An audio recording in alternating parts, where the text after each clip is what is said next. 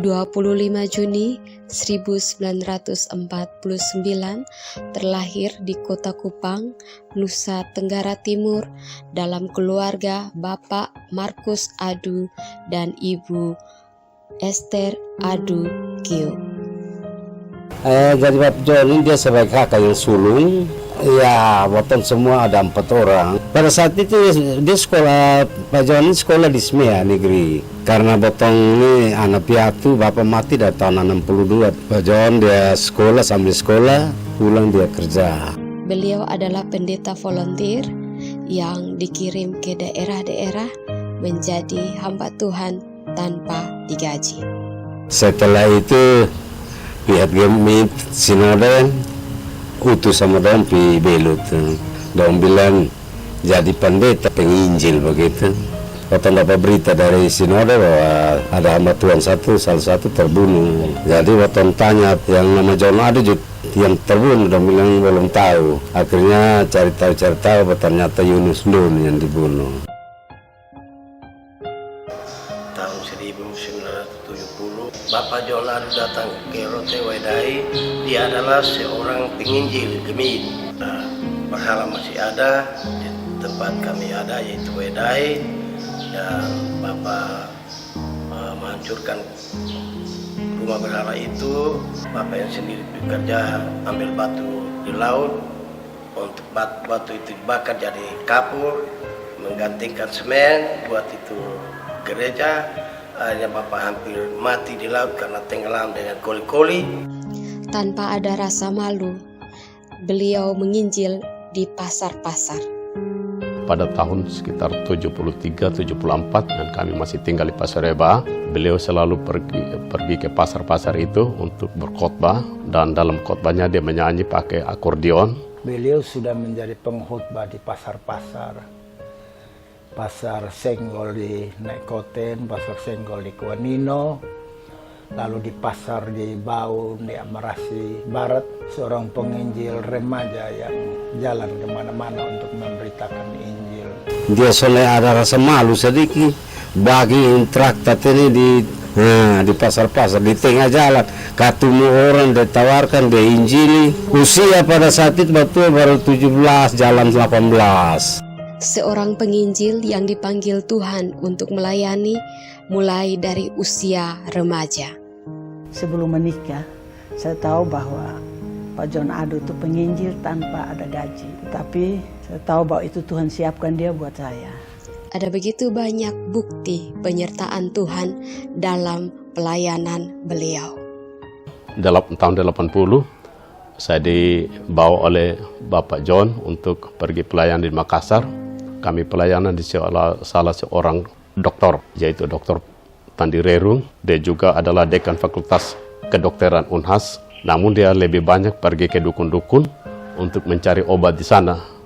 Kami pergi ke rumahnya, lalu dia menyerahkan obat-obat yang dari dukun-dukun dari berbagai tempat. Waktu kami bakar obat-obat itu obat-obat cair dalam botol-botol kaca.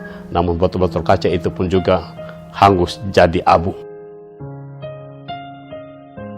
Kami juga mengalami mujizat tahun 1972, waktu itu gereja Padang, 31 Oktober. Waktu itu panas dan kami mengeluh, tetapi karena Pak John bangun dan angkat tangan berdoa, minta Tuhan turunkan hujan, dan waktu itu tepat Tuhan kasih hujan, dan tempat itu penuh dengan hujan, dan kami semua merasakan mujizat Tuhan luar biasa, sehingga banyak orang bertobat dan sampai hari ini percaya Tuhan. Dan kami bersama-sama ke Alor tahun 79 itu juga sekitar bulan Oktober dalam satu tim yang besar yang dipimpin oleh Pak John. Kami kebaktian di Jembatan Hitam. Itu kami pergi dalam 2 rombongan. Dan selama kurang lebih 1 bulan kami berjalan keliling daerah-daerah pedalaman. Ingat satu waktu, sementara Bapak Pendeta John Adu berkhutbah, tiba-tiba ada cahaya salib di atas langit yang sangat terang, yang memang dilihat oleh semua orang yang datang mengikuti acara KKR. Sehingga pada waktu itu, sebelum altar call, mereka semua sudah berlarian maju ke depan altar, berlutut di sana, dan menyerahkan diri untuk didoakan. Ya, waktu awal-awal Pak John jalan terus kan namanya penginjil.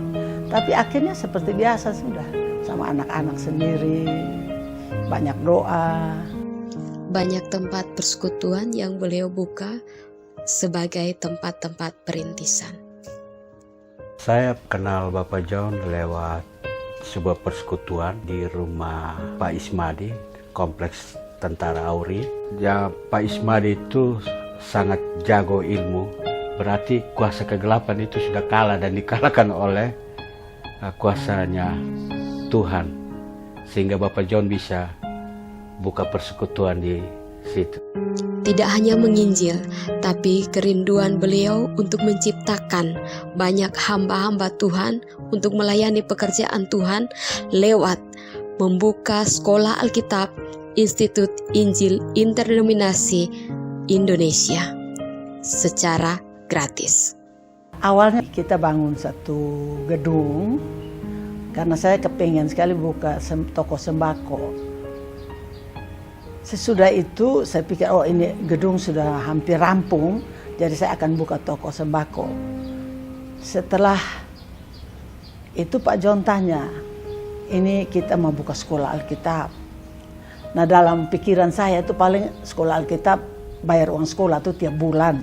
Jadi biar tidak buka toko sembako tapi ada masukan begitu. 80 pertengahan itu sudah mulai di 4 sekolah. Kami semua itu diasramakan di situ, itu ada 60 orang semuanya.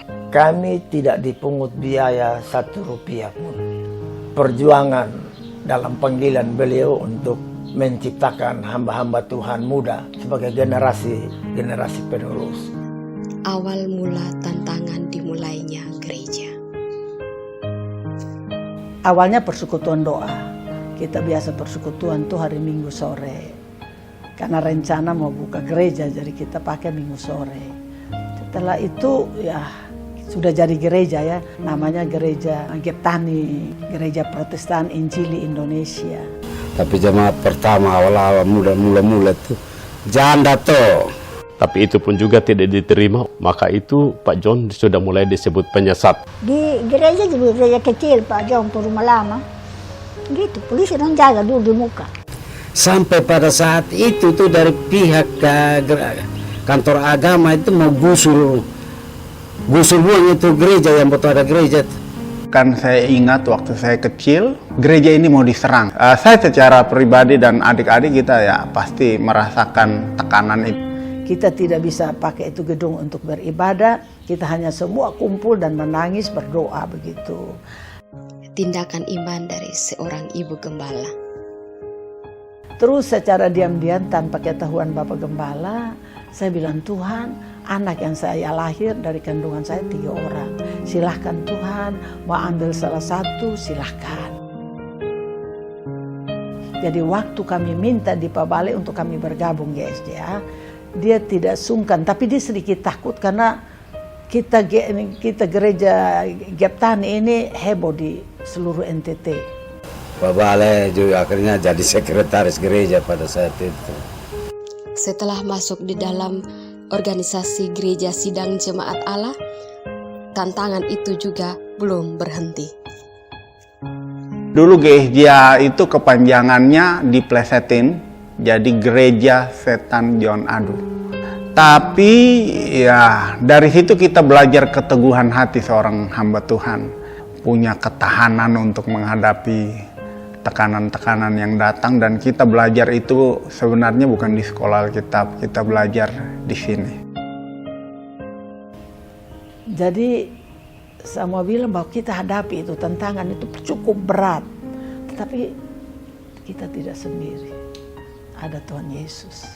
Dengan semangat penginjil yang berkobar-kobar, maka penginjilan Pendeta John Adu terdengar sampai penginjil internasional Bill Graham di Amerika Serikat. Beliau diundang oleh Bill Graham untuk menginjil di Eropa dengan menyediakan segala fasilitas yang dibutuhkan oleh Pendeta John Adu. Pendeta John Adu menjabat sebagai Ketua BPD NTT NTB mulai dari tahun 1982 sampai 2014. Di akhir dari masa jabatan Pendeta John Adu sebagai Ketua Badan Pengurus Daerah Nusa Tenggara Timur, beliau membentuk 3 badan pengurus daerah yang baru untuk Nusa Tenggara Timur, yaitu 1. BPD Smart, 2. BPD Sumba, 3. BPD FAS.